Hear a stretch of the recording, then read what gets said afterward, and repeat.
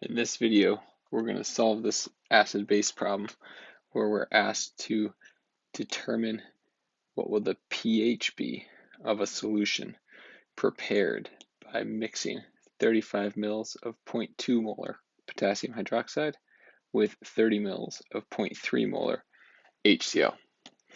So this is a acid-base problem, and we need to find the pH. So if we want to find the pH, one of the things we should know is in order to find pH, we're going to need to know the concentration of hydronium. We know pH is equal to the negative log of the H3O plus concentration. And so really where we need to start is with a balanced chemical equation. So we need to write our chemical reaction.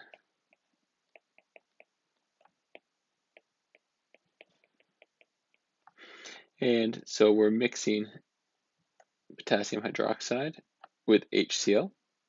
So I'm going to write that, and I'm going to say our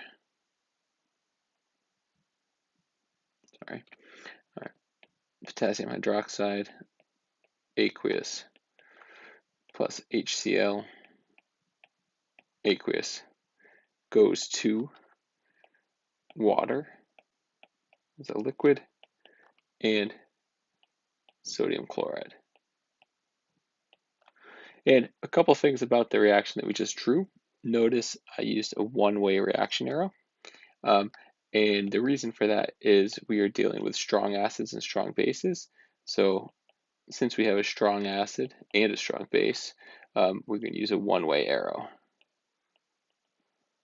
And the second thing to note is when you look at the products, we actually don't form any hydronium or any hydroxide. And so one of the things that means is that if we had equal quantities of potassium hydroxide and hydrochloric acid, then our pH would be neutral. It would be 7. So the question really becomes, do we have equal quantities of potassium hydroxide and HCl, or is one of them left over? And really what we're seeing is this is a limiting reactant problem. And so when we set these up, and anytime we're dealing with strong acids and strong bases, what I like to do is use what I call a before and after table and ask ourselves what's present before the reaction takes place and what's present after the reaction takes place. And this is different from our ice tables in that we're going to be using the moles of things. So we want the moles of things present before and after. And so before we come to that before after table, let's find out the moles of, first we'll do potassium hydroxide, and to find moles we're going to take our 0.030 liters. We're going to multiply that by 0.30 molar, and that's going to give us our moles of our oops, and I did that wrong, didn't I? So this should be, for potassium hydroxide, 3.5 liters times 0.20 molar to get the moles, and we see we're left with 0.0070 moles of KOH. So in my table, I'm going to put that in. So at the start of the reaction, we put 0.0070 moles of KOH. We do the same thing for HCl. And again, concentration times volume. And here we have our 0.030 liters times 0.30 molar, and we get 0.0090 moles of HCl.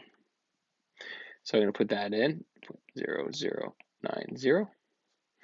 Now we can ask ourselves, what's going to be present after the reaction? And the key here is these react in a 1-to-1 mole ratio. And so you can see we have less potassium hydroxide. So all of this is going to react, but we're going to have some hydrochloric acid remaining. And so after the reaction, we're going to get no more potassium hydroxide and we're going to be left with 0.0020 moles of our, in this case, HCl. And again, how did I do that? We know these react in a 1-to-1 mole ratio. So because there's less potassium hydroxide, we will react all of it. And so we'll react 0.007 moles of potassium hydroxide and 0.007 moles of HCl. So if we react that much HCl, this is the amount that's present after. Now, where do we go from here? Well, if we go back up and recall the pH is the negative log of the concentration of hydronium, what we just showed is after the reaction, we know we have 0.002 moles of hydronium. So we can calculate the moles of really HCl, and the moles of HCl are going to be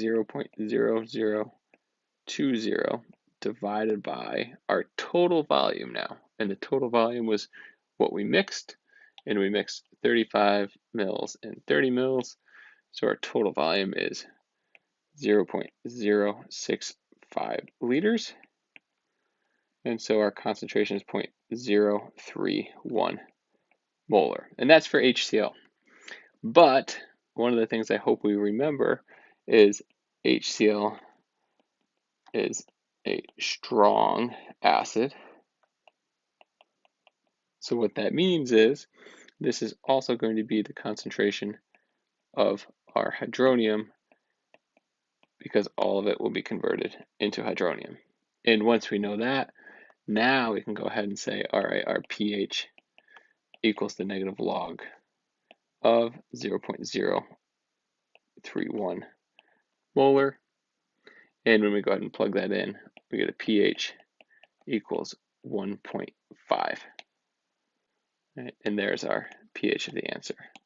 And we can always ask ourselves, does that make sense? So we had a pH of 1.5, so very acidic pH. And if we go back to see what we mixed, we say we had more HCl than potassium hydroxide, so we'd expect this to be an acidic solution.